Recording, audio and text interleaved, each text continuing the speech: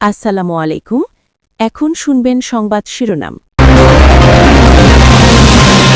অনিশ্চয়তামুখী Iran যুক্তরাষ্ট্র চূড়ান্ত আলোচনা। সুইজারল্যান্ড যাচ্ছে না কোনো পক্ষই যুদ্ধবন্ধের সমঝোতা বাংলাদেশের অর্থনীতির জন্য ইতিবাচক বলছেন অর্থনীতিবিদরা। একদলীয় শাসন কায়েমের চেষ্টা চলছে সরকার, অভিযোগ জামায়াত আমিরের। স্থানীয় সরকার নির্বাচনে এককভাবেই অংশ নেবে এনসিপি জানালেন বলছে নেতারা। শিগগির তিস্তা মহাপরিকল্পনা একনেক এ বইয়ে পাশ করে জানালেন পানি সম্পদ মন্ত্রী। পরিদর্শনে গিয়ে প্রকল্পের নানা দিক খতিয়ে দেখলেন দুই মন্ত্রী। জাতিসংঘে রোহিঙ্গা প্রত্যাবাসনে জোরালো বৈশ্বিক পদক্ষেপের আহ্বান পররাষ্ট্র প্রতিমন্ত্রীর। আজও মেহেরপুর এবং লালমনিরহাটে 7 জনকে পুষিনের চেষ্টা বিএসএফ এর। এখন শুনবেন বিস্তারিত।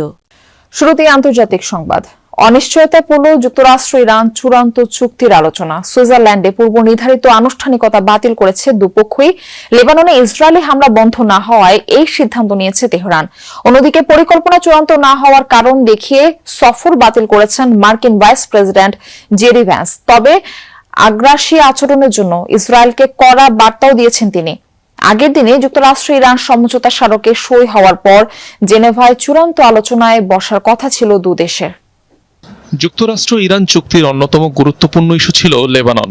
দেশটিতে ইসরায়েলি হামলা বন্ধ না হওয়া পর্যন্ত কাগজে কলমে সই না করতে অনড় ছিল তেহরান। ট্রাম্প প্রশাসনের আশ্বাসে পরে তাতে রাজি হয় খামেনি প্রশাসন, কিন্তু লেবাননে থামেনি ইসরায়েলি আগ্রাসন।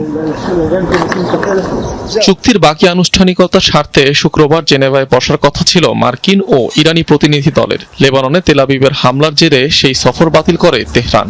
বিষয়টি জানানো হয় অপরপক্ষ ওয়াশিংটনকে।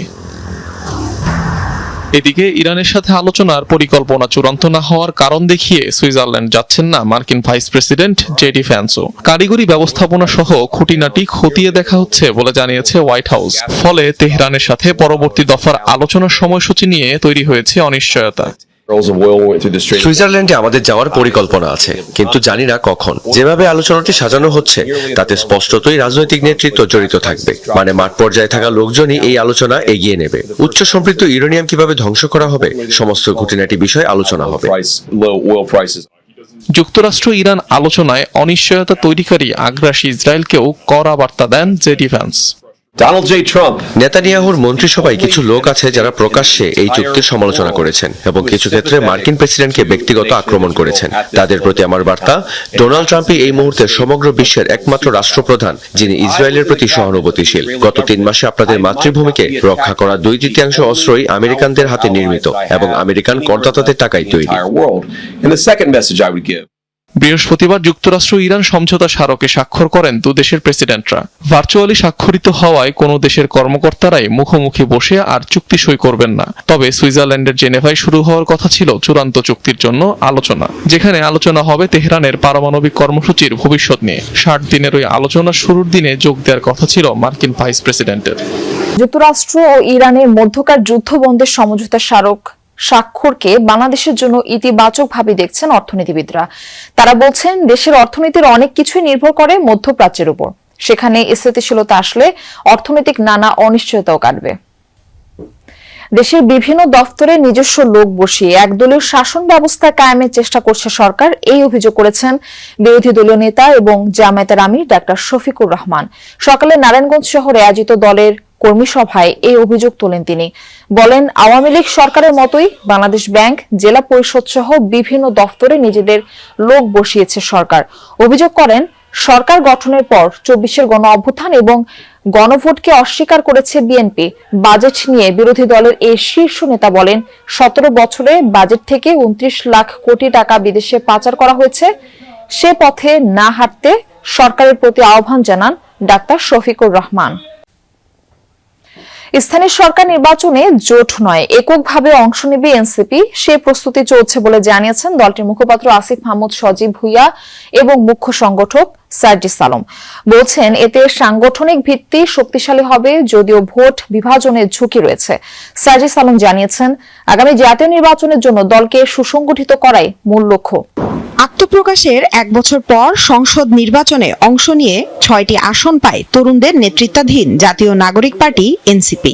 নির্বাচন পরবর্তী দলের সাংগঠনিক কার্যক্রমে গতি আনার কথা বলছেন দলটির নেতারা।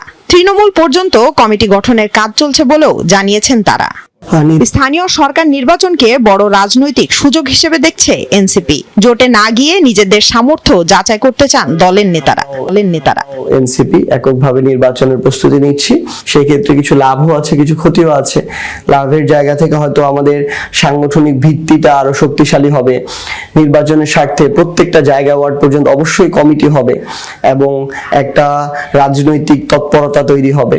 আমি যদি বিপরীত দিকে দেখি, যখন আমরা আলাদা আলাদা এককভাবে নির্বাচন করব, ঐক্যবদ্ধভাবে আমরা যতগুলো জায়গায় জিততে পারতাম, হয়তো সেখানে জেতার পরিমাণটা শতকরা তার অর্ধেকে নেমে আসতে পারে। এনসিপি এককভাবে স্থানীয় সরকার নির্বাচনে অংশগ্রহণ করার সর্বোচ্চ প্রস্তুতিটা নিচ্ছে।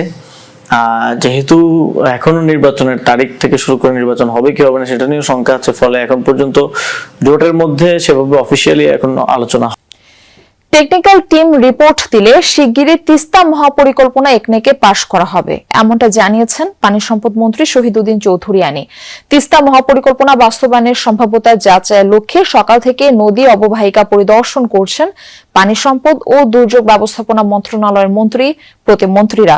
প্রথমে নীলফামারীর বগলাগাড়ি, তিস্তা প্রধান সেচখাল, জলঢাকা, রাজারহাট সহ বিভিন্ন এলাকায় তিস্তা নদীর শাখা উপশাখাগুলো ঘুরে দেখেন তারা। এরপর নদী পাড়ের বাসিন্দাদের সাথে মতবিনিময় করেন। এ সময় পানি সম্পদ মন্ত্রী শহীদুদ্দীন চৌধুরী আনি বলেন, স্বল্প সময়ের দৃশ্যমান হবে তিস্তা মহাপরিকল্পনা প্রকল্প। দুর্যোগ ব্যবস্থাপনা মন্ত্রী আসাদুল হাবিব দুলু বলেন, অতি সত্বর জাগোবাহে তিস্তা বাঁচাও আন্দোলনের সুফল পাবে উত্তরাঞ্চলের মানুষ। নীলফামারী এবং লালমনিরহাটের পর বিকালে রংপুরে তিস্তা অববাহিকা পরিদর্শন করার কথা রয়েছে মন্ত্রী প্রতিমন্ত্রীদের। কোনোভাবেই থামছে না বিএসএফ এর পুশিং চেষ্টা। মেহেরপুর এবং লালমনিরহাটে সীমান্ত দিয়ে 7 জনকে পুশিনের চেষ্টা চালিয়েছে ভারতীয় সীমান্ত রক্ষী বাহিনী। ভোরে মেহেরপুর সদর উপজেলার বুড়িপোতা বিওপির খালপাড়া সীমান্ত দিয়ে 4 জনকে এপারে ঠেলে দেওয়ার চেষ্টা করে বিএসএফ। বিজিবি জানায়, সীমান্তের ওপারে 4 জনকে দেখতে পায় স্থানীয়রা। খবর পেয়ে বিজিবি ঘটনাস্থলে গিয়ে তাদের বাধা দেয়। বর্তমানে তারা শূন্য রেখায় অবস্থান করছে। পুশিন প্রতিরোধে সীমান্তে টহল জোরদার করেছে বিজিবি, সেই সাথে অনুপ্রবেশ ঠেকাতে পাহারা দিচ্ছে স্থানীয়রাও। এদিকে লালমনিরহাট পাটগ্রামের কালীরহাট দিয়ে 3 জনকে পুশিনের চেষ্টা করে বিএসএফ, তবে বিজিবির বাধায় সে চেষ্টা সফল হয়নি। পাবলিক পরীক্ষা আইনে যুক্ত করা হয়েছে ডিজিটাল নকলের সাজা, যেখানে পরীক্ষার ফলাফল মেধা তালিকায় হ্যাকিং বা অবৈধভাবে পরিবর্তনের জন্য সর্বোচ্চ 5 বছর কারাদণ্ড এবং জরিমানার বিধান রয়েছে, এমনটাই জানিয়েছেন শিক্ষামন্ত্রী ডক্টর আ.ন.ম এহসানুল হক মিলন। সকালে কৃষিবিদ ইনস্টিটিউশনে মিলনায়তনে রোটারি বাংলাদেশ আয়োজিত লিডার্স ট্রেনিং সেমিনারে এই কথা বলেন তিনি। মন্ত্রী বলেন, শিক্ষার্থীদের এমনভাবে গড়ে তুলতে হবে যাতে তারা বিশ্বে নেতৃত্ব দিতে পারে। বর্তমান সরকার সেভাবে শিক্ষা ব্যবস্থা গড়ে তুলছে। বেকারত্বের কারখানা তৈরি করা যাবে না বলেও মন্তব্য